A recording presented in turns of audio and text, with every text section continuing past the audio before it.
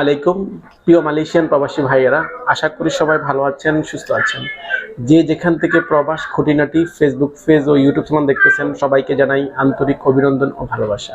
প্রিয় মালয়েশিয়ান প্রবাসী ভাইয়েরা, আপনারা কিন্তু অনেকেই কয়েকদিন যাবত আমরা দেখতেছি যে বিভিন্নভাবে আমাদেরকে কমেন্ট করছেন এবং জানতে চাচ্ছেন যে ভাই বর্তমান মালয়েশিয়ার আপডেট যে তথ্যগুলো, আপনাদেরকে আজকে এই বিষয়ে অবহিত করার জন্য আজকে আপনাদের সাথে সর্বপ্রথম কথা বলবো।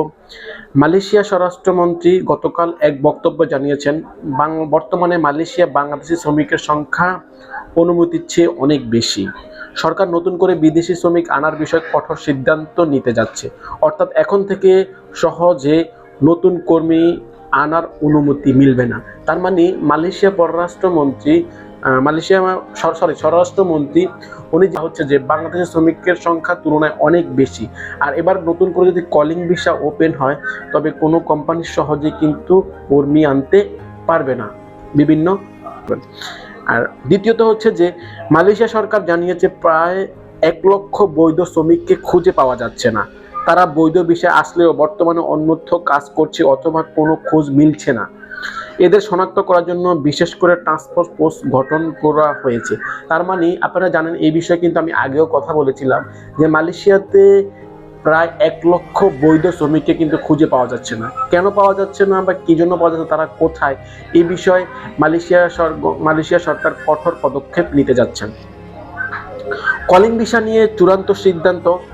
আপনারা যারা বাংলাদেশ থেকে নতুন করে মালয়েশিয়াতে কলিং ভিসা আসতে চাচ্ছেন, তারা কিন্তু অনেকে কমেন্ট করছেন যে ভাই কলিং ভিসা কার্যক্রম পুরোপুরি কবে হবে, কবে নাগাদ হবে, বা কবে নাগাদ বাংলাদেশ থেকে শ্রমিক আসতে পারবে।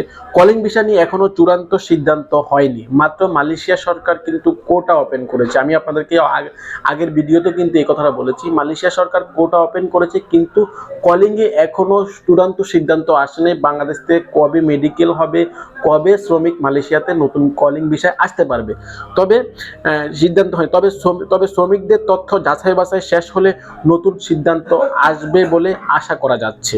এছাড়া অবৈধ প্রবাসীদের জন্য বৈধকরণ প্রক্রিয়াও চালু হতে পারে, তবে কবে নাগাদ হবে বা কখন হবে এই বিষয়ে এখনো কোনো আপডেট তথ্য মালয়েশিয়া প্রথম সারির গণমাধ্যম বা মালয়েশিয়া ইমিগ্রেশন বা মালয়েশিয়া অবস্থা বাংলাদেশ হাই কমিশন থেকে এখনো কোনো আপডেট তথ্য আসে নাই। তো প্রিয় মালয়েশিয়ান প্রবাসী ভাইরা, আপনারা যারা মেডিকেল নিয়ে খুবই চিন্তিত, যেসব মেডিকেল রিপোর্ট আনফিট এসেছে তারা নির্দিষ্ট সময়ের মধ্যে আপিল করার সুযোগ পাবেন।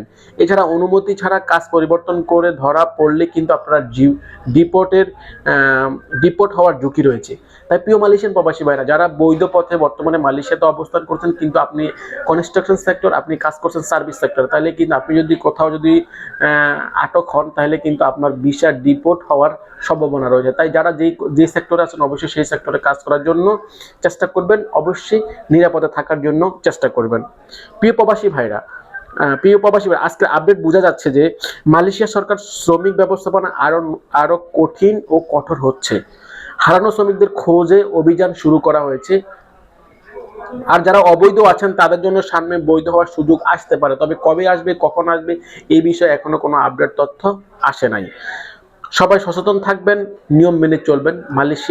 প্রিয় মালয়েশিয়ান প্রবাসী ভাইরা, আজকের এই আপডেটগুলোই ছিল আপনাদের জন্য। অবশ্যই আমাদের সাথে থাকবেন, আবারও দেখা হবে নতুন কোনো আপডেট তথ্য ভিডিও নিয়ে। এই পর্যন্ত প্রবাস খুঁটিনাটি ফেসবুক পেজ ও ইউটিউব চ্যানেলের সাথে থাকবেন।